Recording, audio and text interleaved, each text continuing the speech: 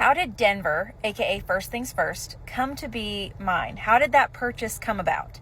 We're driving home right now. It's quite the drive. We're stopped at a gas station, and I saw this question. I was like, okay, I want to talk about how it came to be, because this whole week at the Congress has just been a dream come true, such a blessing. And looking back at a little over a year and a half ago now, like that decision, I look back, I'm like, this is why that decision was made, because my gut just told me that this is what was going to happen. And so anyway, I saw a post on Facebook at like 10 o'clock at night one night.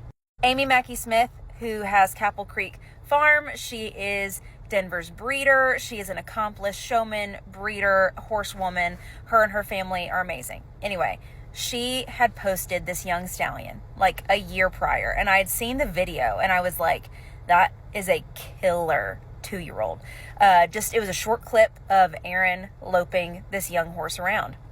And I remember thinking and like seeing that video and being like, just killer.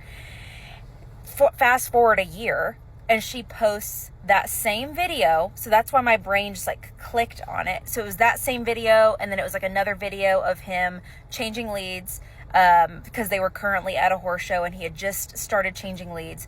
And then it was a couple pictures and then a video of him out in the pasture. And I saw that, and I'm not joking you, I messaged Amy within 10 minutes of seeing that post. Again, it was late at night. I remember I was sitting in my living room, just kind of like doom scrolling before bed. And I saw this post, and she said, hey, this is not something we take lightly, but we are offering First Things First, who we believe to be a stallion or a potential stallion.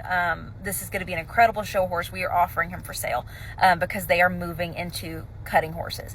And I looked at my husband. He was like almost asleep. I remember it clear as day. And I was like, oh no.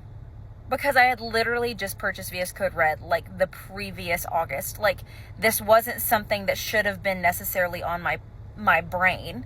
And so I literally was like, I messaged her with a million questions. I was talking back and forth with her. Like we got on the phone, and by the next morning, me and Jonathan had come to an agreement that we would do a vet check and we would do all the things.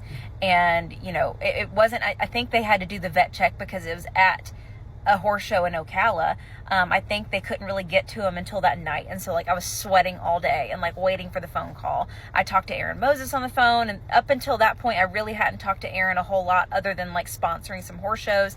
And so I like got his opinion on him. And the good thing about Aaron is like, he's going to shoot you straight no matter what. Like I've learned that, you know, still, even just being a customer of his.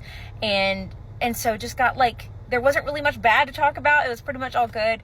And I just said, I have to have this horse. Like there was just this like, and every time I've had that feeling, it's been right, you know?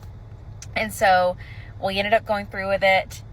He went to Ocala as Amy's horse. He left Ocala as my horse, and I could not be more grateful.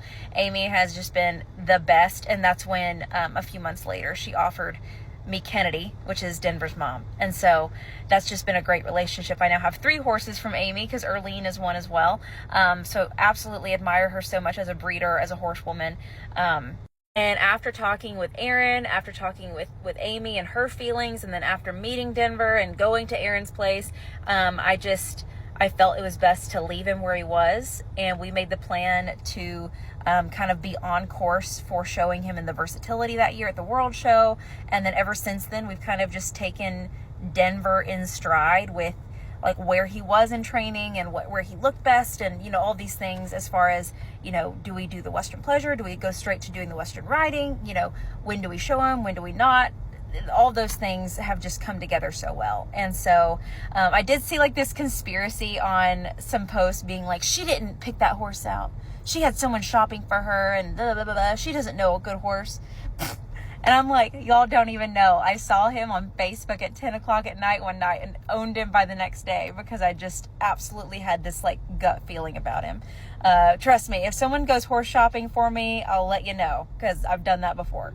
But yeah, all because of a late night Facebook post a year and a half ago. Now I just had like the Congress of my dreams, and I can't even believe it. So hopefully it keeps on being amazing. I literally could not be more grateful for being Denver's owner and getting to be a part of his journey and his story and sharing him with all of you and sharing his journey. Not just like I said, I love sharing the Western riding where that wasn't necessarily an up for him. That was like, we showed his mistakes. We show all of the baby moments and the good moments. And I think that makes it that much better. So I can't wait to have his first babies this coming year, continue showing him. I don't want to retire him anytime soon. I think he has so much more to give and show. I think he's good at the Western pleasure, but I don't think that's going to be his best class. I think he's going to be exceptional in the Western riding and the trail. And don't tell Aaron, but I want to show him in horsemanship. So anyway, stay tuned for more of Denver and First Things. Well, Denver is First Thing First. His story and his journey.